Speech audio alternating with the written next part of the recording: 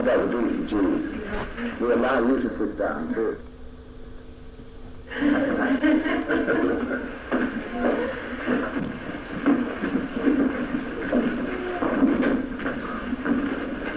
Great. Lovely. Good afternoon once again, and thank you very much for inviting me to come here, and also for letting me hear that lovely song. It's fantastic. So Paul said to me, what about that for the next leaders meeting? I think that's a good idea. Could you do it? Yes. Great. Why not? Is it possible, John? Because I'm planning on getting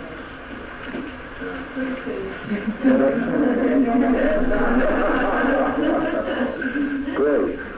Thank you very much. Also, congratulations on gathering together so many people in the midst of not particularly beautiful weather, although it looks beautiful.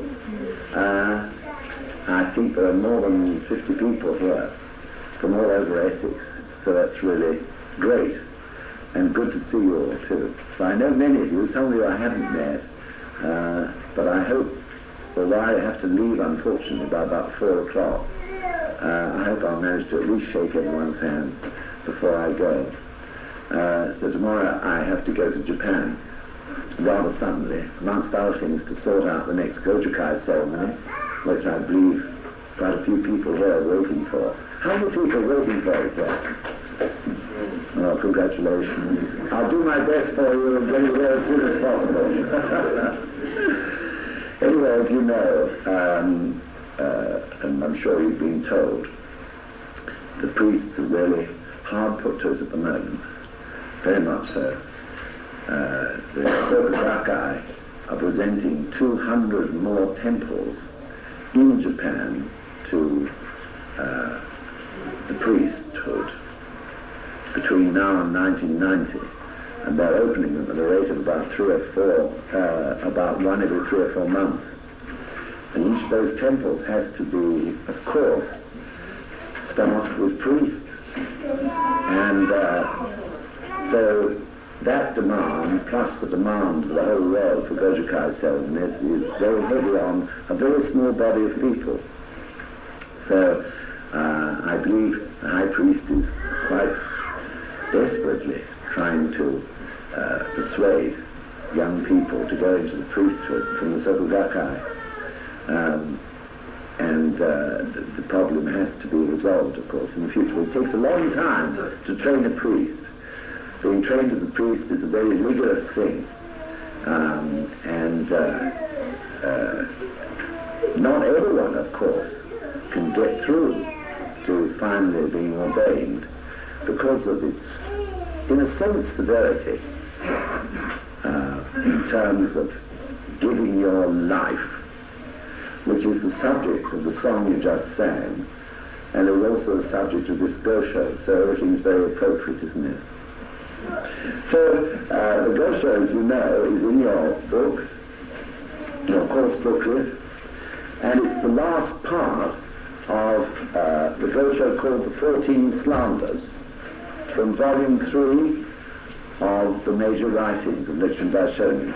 So anyone who's got volume 3, is page 215 to 217. So if I may just tell you a little bit about the background to this Gosho before we read it through. It was written on the 9th of December 1276. That's nearly 710 years ago. It is nearly 710, yes.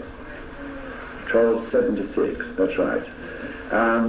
It was written by Nichiren Daishonin when he was living in Mount Minobu, and at that time he was 55 years old.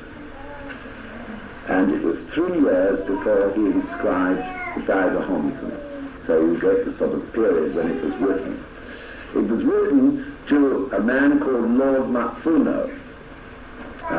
Lord Matsuno was the grandfather of Nanjo Tokimitsu. Nanjo Tokimitsu was a famous person because he was the one who donated the land on which the head temple of Nichiren Shoshu stands to this day at Taisekiji. So Nanjo Tokubitsu, of course, lives strongly in the history of Nichiren Shoshu for that reason. So everyone who goes to the head temple at some point or another is chanting Daimoku for Nanjo Tokumitsu. So probably he's earned the Daimoku of millions and millions and millions and millions of people over the past many years. This man, Lord Matsuno, who was Nanjo's grandfather, was an elderly man, as you could imagine, and he was also very devoted to Nichiren Daishonin.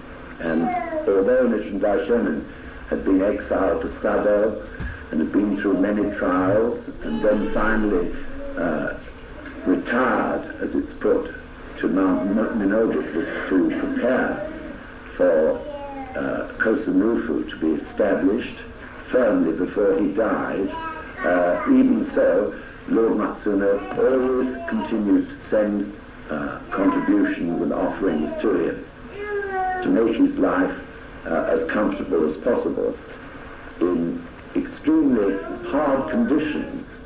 In one of the Gosho Nichiren Daishonin describes his circumstances in Mount Minobu, how his hut where he lived was at the bottom of a deep ravine, which was incredibly cold in the winter, and even in the summer never really received much direct sunlight.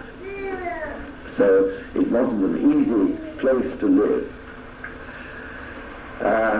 In fact, Lord Matsuno died about 2 years after this Gosho was written. And it's very interesting to me, perhaps, as an elderly man, that Nichiren Daishonin should write in a way so strictly concerning the 14 slanders to this elderly man. But as you can well understand, this is true mercy, isn't it? The important thing was that Lord Matsuno, although he was elderly, should continue with his human revolution right up to the very moment of his death. And the more he could advance that human revolution before he died, of course, the greater would be the circumstances of his next life. So I think this is a point to remember. Even though we may be elderly, that's no reason not to teach elderly people to practice properly. Although, of course, you may have to be more gentle in your approach as compared to approaching and teaching Buddhism to a young person of 19 or 20. Nevertheless, we have to be strict with regarding to the practice and what practice is all about, even though they're elderly. So, of course, being elderly, they may need help and encouragement in order to do that practice correctly. So this is a point we should remember, especially those of you who are young. With true compassion, you still can persuade an elderly person to practice properly, exactly as the Buddha taught. In the Japanese Gosho, this particular Gosho is often known as Reply to Lord Matsuno. And in the first part of the Gosho, Nichiren Daishonin warns him about not falling into the trap of committing the 14 slanders. That, of course, is a lecture in itself. And today we're not going to do that. We'll do the second part, which concerns really giving your life, or if you like, total commitment. Not half-hearted commitment, but total commitment. And through that total commitment, of course, earning the great benefits of the Gonzen to the full. And that's the part we're going to study today. So I'll ask Sylvia now to read this particular part of the Gosho right the way through. All right, Sylvia? In the past, Sesshu Doi was willing to give his life in order to hear about half a verse. How much more thankful should we be to hear a chapter or even a volume of the Lotus Sutra? How can we ever repay such a blessing? Indeed, if you care about your next life, you should make Sesshu Doi your example. Even though you may be too poor to offer anything of value, if the opportunity should arise to give up your life for the sake of the Buddhist law, you should offer your life in order to study Buddhism. This body of ours in the end will become nothing more than the soil of the hills and fields. Therefore it is useless to begrudge your life, for though you may wish to, you cannot cling to it forever. Even people who live a long time rarely live beyond the age of 100, and all the events of a lifetime are like the dream one dreams in a brief nap. Though one may have been fortunate enough to be born as a human being, and may perhaps have even renounced the world in order to seek the truth, if he fails to study Buddhism and to refute its slanders, but simply spends his time in idleness and chatter, then he is no better than an animal dressed in priestly robes. He may call himself a priest and earn his livelihood as such, but in no way does he deserve to be regarded as a true priest. He is nothing but a thief who has stolen the name of priest. How shameful and frightening. In the theoretical teaching of the Lotus Sutra, there is a passage which reads, "We do not hold our own lives dear, we value only the supreme way." Another passage from the essential teaching reads, "They do not begrudge their lives." The Nirvana Sutra states, "One's body is insignificant while the law is supreme. One should give his life in order to propagate the law." Thus, both the theoretical and essential teachings of the Lotus Sutra, as well as the Nirvana Sutra, all indicate that one should give one's life to spread the law. It is a grave offence to go against these admonitions, and though one cannot see it with the eye, the error piles up until it sends one plummeting to hell. It is like heat or cold, which has no shape or form that can be seen with the eye. Yet in winter the cold comes to attack trees and grasses, men and beasts, and in summer the heat comes to torment people and animals. As a layman, the most important thing for you is to chant Nam-myoho Renge Kyo single-mindedly and to provide support for the priests. And if we go by the words of the Lotus Sutra, you should also teach Buddhism to the best of your ability. When the world makes you feel downcast, you should chant Nam-myoho Renge Kyo, remembering that although the sufferings of this life are painful, those in the next life could be much worse. And when you are happy, you should remember that your happiness in this life is nothing but a dream within a dream, and that the only true happiness is that found in the pure land of Eagle Peak. And with that thought in mind, chant Nam-myoho Renge Kyo. Continue your practice without wavering up until the final moment of your life, and when that time comes, look carefully. When you climb the mountain of wondrous enlightenment and gaze around you in all directions, then to your amazement you will see that the entire universe is the land of tranquil light. The ground will be of lapis lazuli, and the 8 paths will be set apart by golden ropes. 4 kinds of flowers will fall from the heavens, and music will resound in the air. All Buddhas and Bodhisattvas will be present in complete joy, caressed by the breezes of eternity, happiness, true self, and purity. The time is fast approaching when we too will count ourselves among their number. But if we are weak in faith, we will never reach this wonderful place. If you still have questions, I am waiting to hear them. Respectfully, Nichiren. Thank you very much. So, as you see, right in the beginning of this part of the Gosho, Nichiren Daishonin refers to the story of Sesshu Doi. So probably many of you know this story, but some of you don't. And whatever happens, it's a story that one can never get tired of hearing. At least that's my feeling, and indeed I can never get tired of telling it. Also, it's quite interesting for you, perhaps, when you go to see the great show we're putting on at the Hammersmith Odeon in June, called Alice. Without a shadow of doubt, you'll recognize something of the story, because it's not so dissimilar in a way to the story of Sesshu Doi. That is to say, it concerned someone really giving their life for the sake of others and their own happiness. So, just to tell you this story as briefly as possible, Sesshu Doi was actually, so it is said, Shakyamuni Buddha in a previous lifetime, long ago, before he finally appeared as the first recorded Buddha. The young man called Sesshu Doi in that lifetime, he decided that he really must find out what life was all about. He was seeking enlightenment, in other words. He was wanting to know what makes life tick, what was his purpose in this world, and everyone else's purpose here.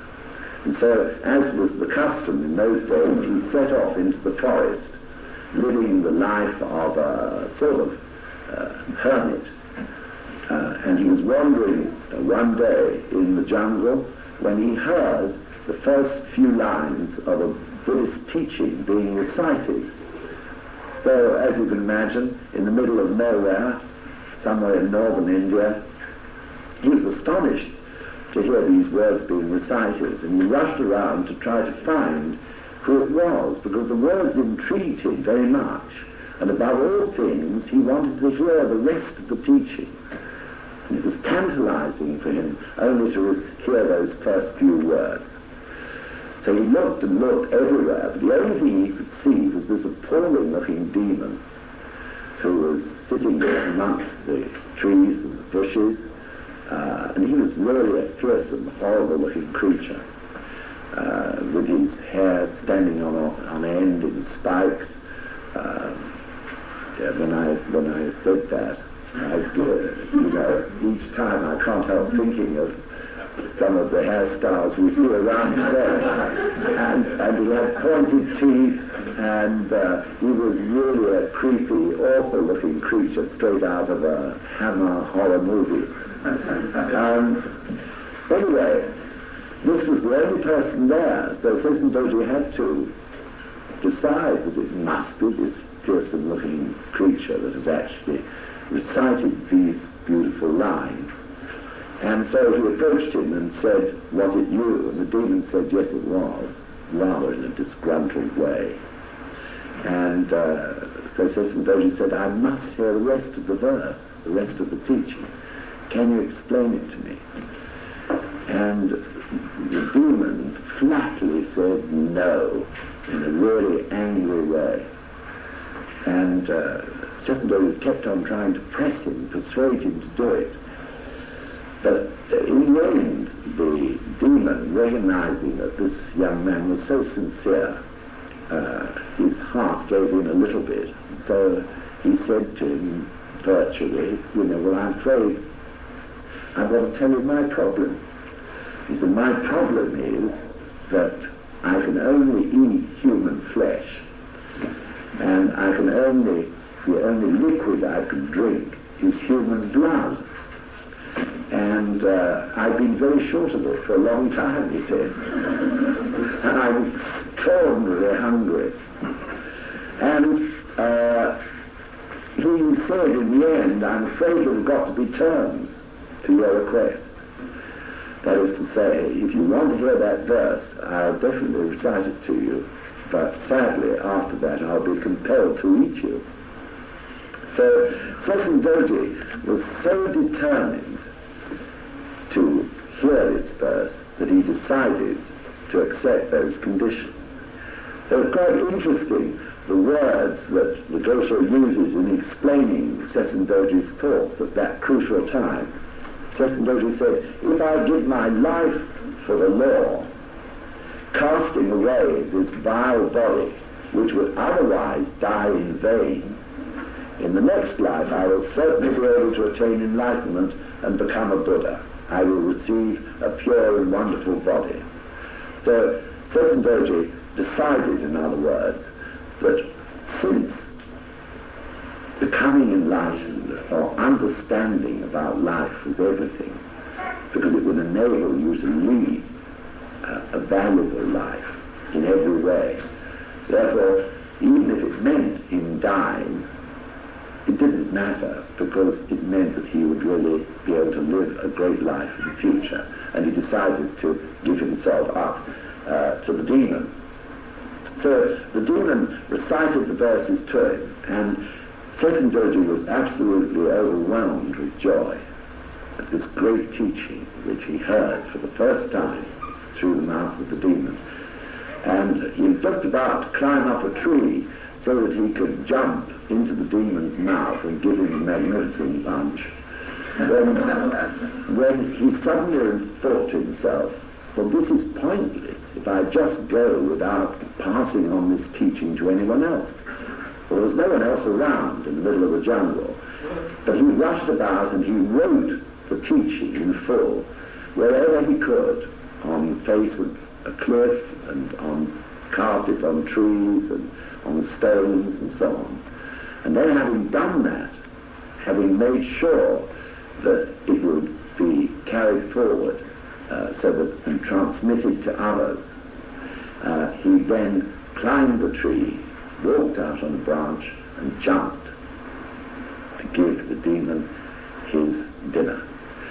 And at that moment, of course, like all stories, it ends happily ever after, because as he jumped, the demon turned into the god Tashaku, who had actually been watching this young man and his appreciating his determination to seek the true way.